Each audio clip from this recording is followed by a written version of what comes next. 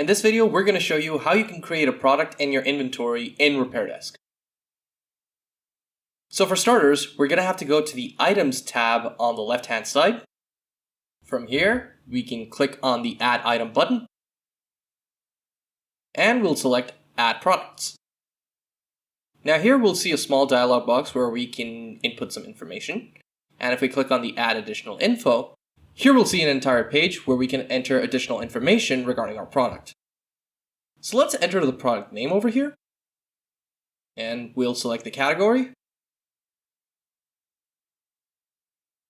And we can also choose the brand name